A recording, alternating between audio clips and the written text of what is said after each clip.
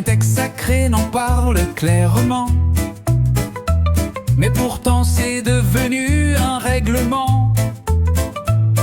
Pas un mot sur la tête, rien sur les cheveux, juste une ligne, couvrez vos seins un peu mieux.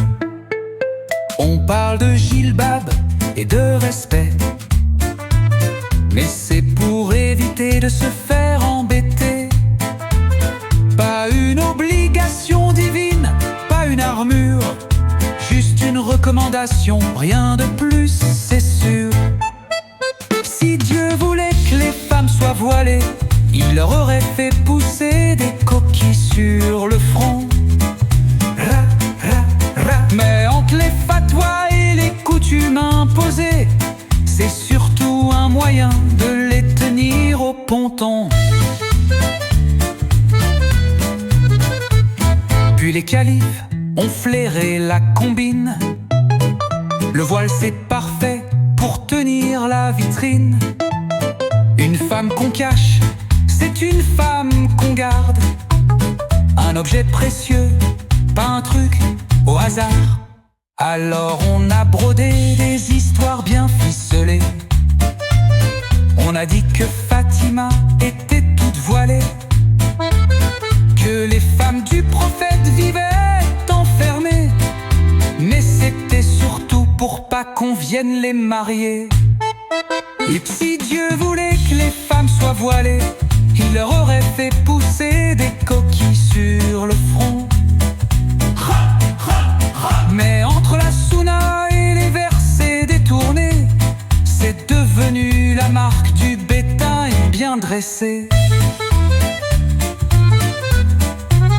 Un voile, une dot, un contrat bien plié, elle appartient au père, puis au mari désigné. Marché aux épouses, un deal bien juteux. Une femme c'est une perle qu'on enferme à double nœud. Elle doit séduire mais pas trop quand même, car sinon c'est l'enfer et le blâme suprême. On dit que c'est sa vertu qu'on protège, mais en vrai c'est un droit qu'on lui allège. Si Dieu voulait que les femmes soient voilées, il leur aurait fait pousser des coquilles sur le front.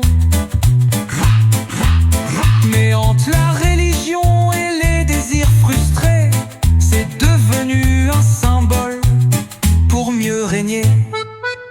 À Médine les esclaves allaient sans tissu, seuls les nobles étaient drapés d'un flux. C'était pas une question de foi ou de piété, juste un uniforme pour pas se tromper.